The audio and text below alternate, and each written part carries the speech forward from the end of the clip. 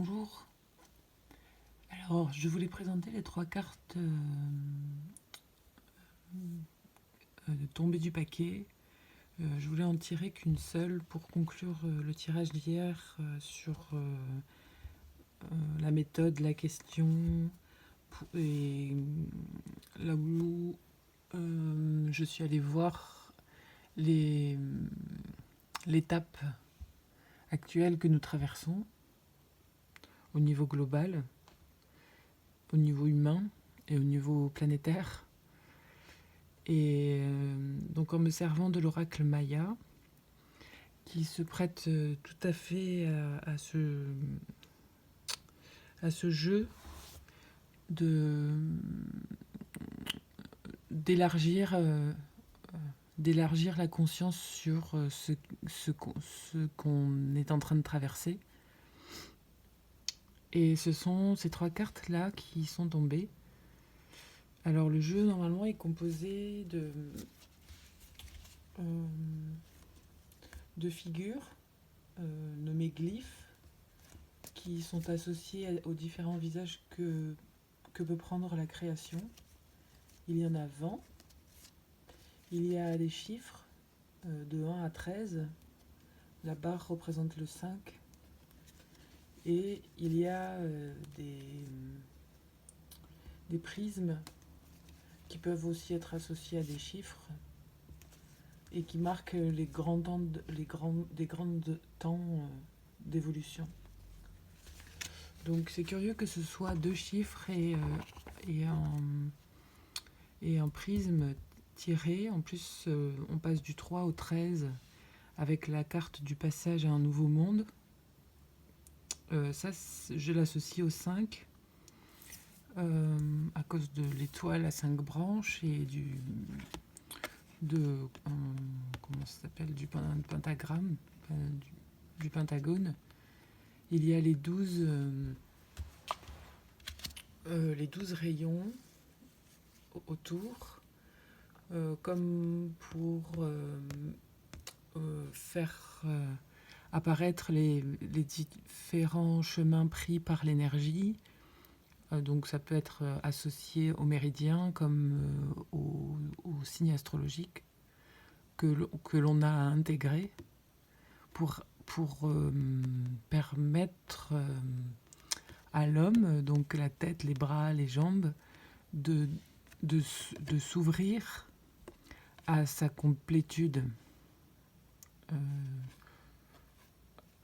avec cette membrane-là qui étire ses capacités. Donc il y a cette carte de passage au centre de ce 3 qui passe au 13. Donc ça, c'est la dernière carte des chiffres qui représente, d'après l'oracle, la déesse Olin, qui est la déesse du mouvement. Alors là, c'est le mouvement universel, donc à très long terme, dans un cycle, dans un très grand cycle, comme l'idée que une fois qu'on a réussi à intégrer le mouvement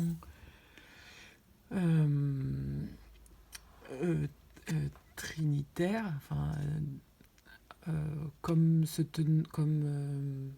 notre capacité à nous tenir au centre d'un mouvement perpétuel, duel, d'intégration de nos polarités, en se tenant au centre de ce mouvement comme un lemniscate, on parvient à étendre cette fine membrane pour laisser passer un flux, pour laisser passer un fluide qui vient de façon amplifiée de l'univers. On arrive à intégrer ce mouvement beaucoup plus large, représenté là par le mouvement universel.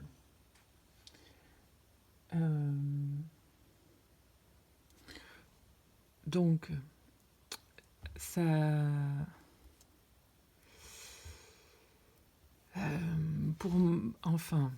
pour moi, ce qu'il en ressort, c'est que évidemment, il y a l'idée que on est dans une étape critique, une phase critique du cycle, de l'humanité, avec, on en perçoit bien les limites et les contrastes. Et, et en même temps, ça nous fait tendre vers tout ce que l'obscurité peut inclure, en plus du côté destructeur ou de transformateur, comme la carte de la non-nommée peut représenter. Il y a l'idée que c'est un cycle naturel qu'on est en train d'intégrer avec ce passage-là. Et en captant en fait que en étendant notre capacité de perception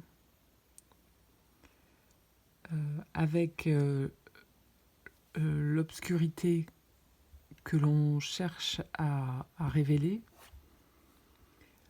on parvient à intégrer des mouvements auxquels on se refusait jusqu'alors.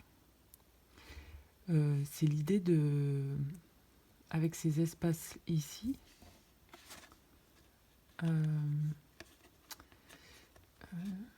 de laisser couler en fait, d'accepter de laisser couler ce que l'on ne voit pas et de le laisser nous compléter.